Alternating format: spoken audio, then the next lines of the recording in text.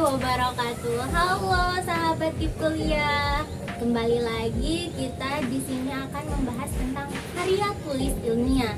Di sini saya Ferani sebagai moderator, tapi saya tidak sendiri, ada pemateri kita kali ini yaitu Kak Rido. Kak Rido, boleh saya hai dulu? Halo semuanya, sahabat Tip Kuliah.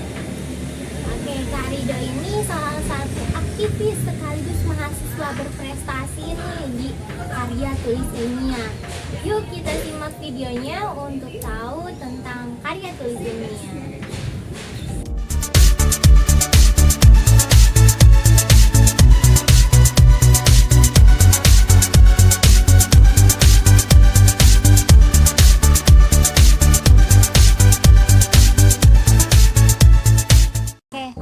Jadi begini, kita itu kan sebagai mahasiswa gitu ya, dari Tridharma Perguruan Tinggi juga salah satunya itu ada penelitian ya. Nah ya betul. Ya kan, kalau dilihat-lihat penelitian ini identik dengan keilmiahan gitu. Ya benar. Menurut sendiri gitu, karya tulis ilmiah itu apa sih gitu? Atau beda, pastilah beda sama karya yang fiksi seperti itu. Menurut pribadi nih. Ya. Saya yang pertama membahas makna yang dari karya tulis ilmiah ini tuh bagi diri saya pribadi secara filosofi dulu itu merupakan suatu coretan ataupun suatu tulisan yang bikin kita tuh abadi gitu. Maksudnya kenapa abadi? Karena karya kita, temuan kita akan selalu dibaca oleh orang baik pada zaman sekarang maupun zaman kedepannya. Nah, tapi kalau secara maknanya sebenarnya kan karya tulis ilmiah itu merupakan suatu laporan, uraian, laporan kegiatan maupun suatu bentuk hasil pengabdian yang dituliskan dalam suatu artikel gitu kan. Suatu artikel. Jadi biasanya karya tulis ilmiah ya, atau kalau karya tulis kan mencakup banyak ya. Banyak banget sekali. Ada fiksi, non fiksi, tapi kalau karya tulis ilmiah itu hal-hal yang itu tidak berdasarkan opini dari si penulis, tapi ada hal-hal yang junjung tinggi dalam keilmiahannya, seperti contoh penelitian. Penelitiannya itu harus benar, metodenya seperti apa, datanya dari mana, primerkah, sekunderkah, atau misalkan siapa yang diwawancara, itu harus jelas banget tuh. Terus kita dalam segi keilmiahan tuh nggak asal bikin tulisan, nggak gitu. Kalau misalkan saya bikin novel itu kan enak ya, tinggal bikin aja imajinasi. Tapi kalau bikin karya tulisnya itu gak bisa berangkat dari suatu imajinasi, terus berangkat dari sesuatu namanya latar belakang masalah kan. Ya jelas kita nulis akan pengaruh sesuatu apa latar belakangnya. Contoh kan, karena ada COVID kemarin. Nah COVID, gitu. Jadi udah jelas itu. Jangan asal-asalan. Terus harus jelas juga teori yang mendukungnya apa itu. Jadi kayak tulisnya itu benar-benar semuanya ilmiah dari mulai awal sampai akhirnya, latar belakangnya, teorinya, tinjauan pustakanya, kemudian juga metode penelitiannya, itu harus semuanya runtut dari awal sampai akhir. Jadi secara umum itu karya tulis ilmiah itu tulisan yang bersifat objektif dan juga sistematika ya. Nah iya betul, ya. Itu harus objektif. Misalnya gak bisa kita subjektif, saya mau menulis ini. Nah, bisa kadang saya suka nemu gini kalau di karya tulis ilmiah tuh, saya mau pakai metodenya ini, padahal itu ngasal ya, asal itu kan subjektif, tapi kita belajar gitu, baca dulu apa yang cocok dengan masalah ini. Oke. Selanjutnya itu untuk membuat karya tulis ilmiah nih khususnya, kira-kira langkah awal atau tata caranya itu kayak gimana aja sih? Misalkan entah itu kan ada yang menulis abstrak terlebih dahulu kah, atau pendahuluan atau landasan teori mungkin, langkah-langkahnya gitu. Langkah awal menulis kah atau langkah mau mulai menulisnya atau mau mulai? Dua-duanya boleh ya. Kalau mulai yang pertama intinya cari ide ya. Jadi, cari ide. Kita cari masalah, tapi bukan kita nunjuk orang gitu, bukan. Cari masalah, tetapi kita mencari fenomena yang janggal gitu ya, yang perlu diteliti, yang menarik untuk dibahas di penelitian. Itu yang pertama, paling awal itu harus mencari ide. Namun untuk memulai menulis dari suatu karya tulis ilmiah, ya kita harus menulis dulu latar belakang masalahnya apa. Jadi kadang orang ada yang bikin abstraknya dulu, padahal itu salah. Meskipun sedikit, abstrak itu kumpulan dari latar belakangnya apa, metodenya apa, tujuannya apa, hasilnya apa. Jadi ketika kita bikin abstrak tanpa bikin KTI-nya dulu, kita menulis apa di sana, hasilnya apa, kita kan belum tahu. Sedangkan di abstrak harus dicantumin hasilnya apa gitu, kesimpulannya gimana, terus dicantumin di abstrak. Jadi yang pertama awal tuh kita harus tahu dulu kita mau nulis apa, kemudian latar belakangnya apa, kemudian juga kita mau pakai metode apa dulu nih, biar jelas metode apa. Misalkan saya mau meneliti kayak kemarin saya meneliti tentang ini survei makanan olahan ayam di sekitar Unsil itu pakai sertifikasi halal atau enggak, mereka udah bersertifikat halal atau enggak. Nah itu saya tanyain satu-satu, berarti kan saya pakai metode wawancara itu. Latar belakang masalahnya karena banyak pedagang olahan ayam tuh belum bisa dapat sertifikat halal tuh. Kenapa kan? Makanya ditanyain itu jelaskan. Jadi yang pertama kita menulis apa, kita memakai metode apa, jelaskan. Kayak tadi saya menulis tentang sertifikasi halal. Oh berarti ke pedagang olahan ayam, berarti metodenya apa? Kan nggak akan mungkin kita metodenya baca buku. Pasti metodenya wawancara kan. Nah jelas. Jadi secara runtut yang pertama mulai untuk menulis itu kita harus tahu dulu latar belakang masalahnya apa. Itu dimulai dari ide, munculkan ide. Oke. Untuk selanjutnya itu kira-kira nih kan kata kita harus cari masalah dulu ya. Tapi bukan berarti kita berantem kan. Bener banget. Oke. Jadi dari fenomena, nah AA sendiri gitu, kalau untuk bukan cari masalah sih, maksudnya cari idenya itu dari mana gitu Ya. Yang paling penting cari ide tuh baca ya, banyak baca. Karena orang nggak bisa nulis kalau nggak baca. Baca situasi atau baca buku nih? Nah betul, dua-duanya. Nah karena gini, baca yang paling penting misalnya baca berita ya, baca buku. Karena terkadang gini, misalkan sesuai dari buku teorinya tuh begini, tapi ketika di kenyataan kok beda realitanya, itu terjadi. Contoh kalau karena saya jurusan ekonomi, misalkan ketika ada ketika kemarin COVID ya, harusnya kan kalau saya di ekonomi syariah ada namanya pengumpulan zakat ya. Kalau zakat tuh kalau zakatnya naik otomatis kemiskinannya turun. Turun ya karena zakatnya. Tapi aneh nih di kenyataannya di berita tuh zakatnya naik tapi kemiskinan juga naik. Nah, itu kan kita baca ya beda dengan teori nih. Nah, itu yang namanya gap atau kesenjangan di penelitian. Itu yang bisa jadi latar belakang masalah. Nah, jadi baca itu yang paling penting. Baca bukunya, baca teorinya, kemudian juga baca berita, itu yang paling penting, baca berita. Kalau misalkan kemarin yang seru, kalau saya terbakanya ekonomi syariah ya, karena saya tahunya di sana, kemarin ramai tuh masalah BSI kena cybercrime, down kan, down itu kan baca berita kita, baca berita itu bisa jadi angkat. Jadi langkah memulainya tuh dari sana gitu, mencari itu, baca. Dan satu lagi metode yang saya gunakan selain baca itu baca situasi, baca buku itu jalan-jalan saya. Jalan-jalan. Kadang jalan kita tahu dunia itu seperti apa, benar ya. Jadi kalau misalkan jalan-jalan, oh di sini menarik nih untuk dititi. Misalkan kita lagi main nih ke contohnya ke Bali nih. Oh ternyata di Bali itu ada suatu suatu kota atau misalkan restoran halal yang di tengah-tengah orang yang minoritas tuh Islamnya. Itu kan gimana, itu enak diteliti. Jadi kan ketika jalan-jalan kita dapat menemukan sesuatu yang baru. Karena yang penting di KTSM itu suatu kebaruan, suatu novelty nih, suatu kebaruan. Jadi ketika kita menemukan hal yang baru tuh, ketika jalan-jalan pasti nemuin hal yang baru deh. Keren banget. Tapi itu kalau jalan-jalan pun karena emang niat sambil cari ide atau cuma buat jalan-jalan aja, cuma kebetulan ada ide kayak gitu atau gimana? Itu kalau saya sendiri itu saya gak ada niatan, tapi pasti di setiap perjalanan selalu nemuin hal yang baru. Setiap perjalanan tuh. Tapi gimana orang ya, ada yang menikmati perjalanan atau apapun. Tapi kalau saya selama perjalanannya saya sering ikut lomba keluar kota. Itu suka nemuin hal baru. Oh kok di tempatnya seperti ini, itu menarik untuk diteliti. Bahkan ada beberapa judul kayak tulis ilmiah yang saya dapat juga hasil dari perjalanan itu. Contohnya waktu di perlombaan saya lihat kok dari universitas yang lain ngangkat ini cocok nih buat diangkat buat saya juga. Itu kan hasil dari perjalanan saya di misalkan perjalanan perlombaan gitu. Tapi itu awalnya emang nggak niat cari ide ya, cuma ide datang gitu. Iya, ide datang sendiri gitu. Tapi yang kalau mau mencari ide itu dari baca buku. Oke, siap.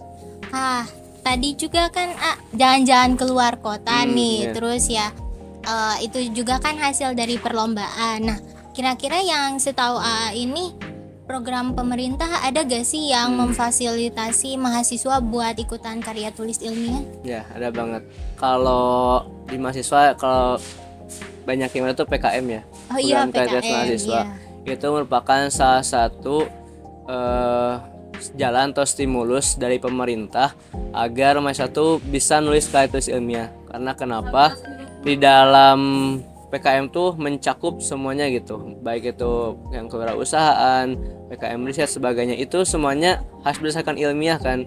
PKM riset juga itu program yang bagus dari pemerintah. Bahkan kita dapat pendanaan kan, Iya, ya ketika misalkan lolos gitu. Apalagi kalau yang PKM artikel ilmiah itu karena masih ilmiah kan ada insentifnya gitu ya, insentif dapat. Jadi itu juga pemicu bagi kita dari pemerintah untuk kita bisa ikut gitu ikut menulis. Kemudian ada juga yang namanya edukasi atau sosialisasi dari pemerintah, itu bisa dilakukan oleh badan riset negara gitu, BRIN. Nah, mereka kan suka bikin sosialisasi, bisa dipantau aja di IG-nya, kadang online gitu ya, kadang juga secara langsung mengunjungi universitas tertentu. Itu bisa dilakukan pemerintah gitu untuk meningkatkan karya tulis ilmiah. Dan juga ada karya pemerintah tuh Puspesnas kan, Pusat Prestasi Nasional. Jadi emang untuk meningkatkan kualitas karya tulis itu biasanya enaknya lewat kompetisi, karena ada orang tuh berpacu dengan hadiah kan, ada yang diberikan gitu. Makanya saya mau menulis, makanya impact dari perlombaan tuh lebih kerasa daripada sosialisasi aja. Jadi ketika misalkan orang kita hayu kompetisi, nah jadi sambil menulis mereka juga ada harapan, jadi kualitas menulisnya juga lebih ditingkatkan. Ada daya saing Iya. kan ya. Nah, kalau ngomong-ngomong soal program pemerintah, kira-kira kalau untuk di sosial media seperti Instagram gitu, itu boleh di-spill nggak rekomendasi yang ya mereka itu sering ngadain event-event karya tulis ilmiah nasional gitu? Suka ada tuh ini Puspesnas ya, Puspesnas. ya Pusat Prestasi Nasional. Terus ada dari Ditjen Dikti biasanya, kalau dari pemerintah, Ditjen Dikti, Direktorat Jenderal Pendidikan Tinggi itu suka nge-share misalkan PKM. Kemudian juga kalau selain KTS sih banyak ya, tapi KTS itu PKM aja biasanya dari pemerintah. Tapi di luar pemerintah tuh banyak sebenarnya yang dari univ-univ lain gitu, perlombaan. Jadi cara ningkatin kita selain dari pemerintah, karena mungkin pemerintah terbatas PKM yang event besarnya, kita bisa ikutan yang dari swasta juga, dari kampus lain misalkan ikutan yang gitu. berskala nasional. Iya, berskala nasional itu bisa ikutan. Bahkan kan rumah KIP juga suka ada ya, rumah KIP Kak Iya, gitu. insya Allah Iya, nanti. Oh iya, kalau misalkan kita nih ikutan karya tulis ilmiah gitu, terus juara, atau selama ini yang AA rasakan gitu kalau kita mengikuti perlombaan karya tulis ilmiah ini, apa sih manfaatnya gitu? Ya, manfaatnya ya. Yang pertama, saya dapat networking yang luas ya. Iya, Itu networking, yang luas, karena jujur saya mulai lomba tuh sejak maba ya, semester 2 udah mulai lomba. Sudah habis kan? Tapi rezeki masih belum pihak. Saya kalau lomba tim saya belum pernah juara sampai sekarang. Tapi saya masih menikmati kegagalan itu, karena itu mungkin jalan saya lebih baik. Mungkin kalau saya waktu maba langsung juara agak akan ikutan lagi, gak akan penasaran terus. Iya, betul. Bahkan sampai sekarang saya masih penasaran untuk lomba gitu terus, karena masih belum dapat yang diimpikan.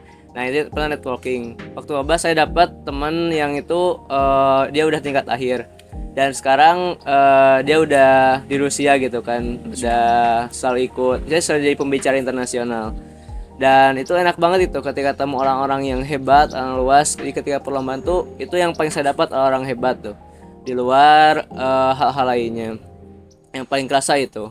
Yang kedua itu mental saya naik gitu. Awalnya saya takut ya untuk ngobrol presentasi di depan umum. Bahkan saya pernah dimatai habis-habisan oleh juri gitu ya. Wah, ini datanya dari mana, pokoknya sampai gak bisa jawab gitu. Ketika lomba itu benar-benar pengalaman yang bagus tuh. Bahkan gitu bisa nguji saya, bahkan ketika nanti skripsi kita udah terbiasa. Nah, pas skripsi udah terbiasa, waktu lomba juga pernah diginiin, jadi udah tahu gitu bakal gimana. gitu kan. Pertama networking yang luas, kemudian mental juga lebih siap, dan yang ketiga peningkatan kualitas tulisan kita itu akan lebih meningkat karena ketika misalkan pasti kan nginep ya ke luar kota. Saya selalu nginep, ngobrol tuh sama teman-teman dari kampus lain, kita mereka pasti kita serap yang baik-baiknya. Oh, cara mereka menulis gini, oh cara mereka nyari ide gini. Itu yang saya dapatkan benar-benar dari peserta-peserta lain gitu. Bisa sharing gitu ya Ya, sama sharing. Yang paling orang-orang penting tuh baru. sharingnya. Dan itu orang-orang hebat yang saya ketemu, saya dapat impactnya besar gitu. Kayak misalkan saya dapat akses, kalau mau ke Rusia gini tadi ya, ada juga yang LPDP ke Belanda. Dari hasil apa kan nggak, katanya cuma ketemu sekali Iya, aja, ya. cuma Ya ketemu Allah. sekali di perlombaan. Nanti kamu kalau mau ke Belanda gini gitu, enak gitu dapat networkingnya. Iya, kalau misalkan kan ini dari maba gitu ya.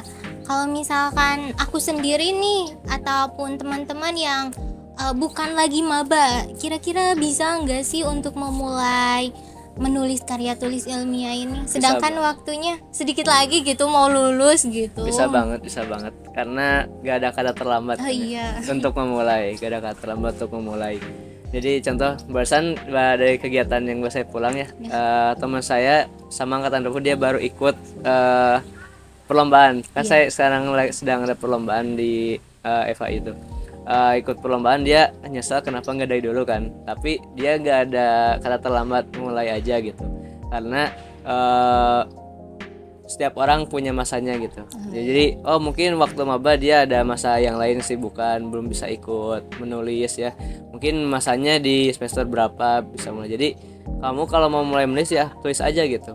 Yang paling penting kalau mau mulai menulis tuh tulis aja, jangan banyak dipikirin. Iya, Tulis aja, tulis aja mau dulu. acak-acakan dulu misalkan, mau berapa kata tulis aja karena nantinya enak. Oh ini tinggal dirangkaikan aja. Oke, siap. Untuk sendiri nih, apalagi untuk pemula gitu, untuk penulis pemula, ada gak sih tips and triknya gitu biar kita semangat, terus biar enggak, istilahnya itu enggak mentok waktu nulis gitu? Yang paling penting nih satu jawaban untuk itu tadi, tulis yang ada di pikiran kamu saat itu, tulis. Oke. Misalkan lagi jalan-jalan nih tadi, nemu suatu yang hal baru, tulis aja di notes di HP misalkan, tulis aja cak-cakan di mana. Nanti juga bakal ketemu polanya ketika mau nyusun tuh. Tadi di jalan ketemu ini, langsung dibuatin kan enak. Daripada kita mikirin mau nulis apa terus ketemu hal lain nggak dicatat. Oh itu bagus tapi gak catat, lupa lagi pas. Jadi intinya catat dulu, coret dulu aja apa yang kamu lihat, apa yang kamu amati, apa yang pengen kamu tulis ya. Misalkan saya pengen nulis tentang kesehatan, tulis aja dulu ya tentang apa, masa agak apa, berantakan dulu juga gitu. Yang penting si isinya tuh nanti akan berpola sendiri juga gitu, akan nulis sendiri. Dan untuk pemula tuh selain tadi nulis dulu aja, jangan lihat orang lain, jangan lihat ke atas dulu, fokus aja ke diri sendiri gitu, fokus aja. Karena kadang gini, saya pernah ngerasain juga gitu, kok orang lain bisa gitu ya, tapi nggak bikin kita nambah semangat tuh. Orang lain bisa, kayaknya saya nggak bisa deh. Makanya pesimis duluan. Makanya gak usah lihat orang lain, itu kadang ngedistract pikiran kita gitu, ngedistract, orang lain mah pintar, saya mah gak akan bisa gitu. Saya mah makanya jangan dulu lihat orang lain, fokus aja ke diri sendiri gitu, tulis apa yang kita bisa push untuk masa sekarang. Oke, jadi lebih fokus ke diri sendiri, sendiri dulu, terus paksain buat nulis kali ya. Iya, benar banget. Masalah edit ataupun lain sebagainya itu nanti Iya, gitu. nanti. Karena kalau bagi saya, tulis aja dulu, edit itu pasti ada waktu luang. Ini enak karena udah ketemu nih, ini bagus buat dirangkaikan gitu, daripada mau nulis mulai gak nulis gitu, malahan buka laptop malah scroll TikTok gitu kan. Jadi Laptopnya dibuka aja, shutdown lagi. Oke. Terakhir nih kira-kira dari ada pesan gak sih buat mahasiswa gitu untuk lebih semangat berkarya tulis ilmiah gitu, pesan dan pesannya? Yang pertama pasti tetap semangat untuk menulis karya tulis ilmiah, dan yang pastinya tuh kalau kamu menulis, kamu akan abadi dalam karya-karyamu. Nah, jadi kamu meskipun udah mati, karyamu akan terus dibaca oleh orang lain gitu. Jadi sampai kapanpun temuan kau misalkan Muhammad Ridho nulis tentang ini, meskipun saya udah meninggal, udah gak ada, orang akan tetap mengenal saya. Makanya kan ulama-ulama Islam kayak Al-Ghazali, kemudian Imam Bukhari lewat tulisan-tulisannya ya itu dikenal sampai sekarang gitu, sampai saat ini. Ibnu Sina penemu kedokteran itu karena menulis dia dikenal sampai sekarang. Jadi pesan dari saya, ayolah menulis karena namamu akan selalu dikenang sampai kapanpun gitu. Masya Allah. Oke teman-teman sahabat Kip Kuliah, nah itu tadi saran ataupun tips and trik dari Kak Ridho nih. Intinya itu melalui tulisan kita dapat abadi ya. Betul Oke. banget. Tetap semangat buat semuanya. Sampai jumpa di episode selanjutnya. Sampai jumpa.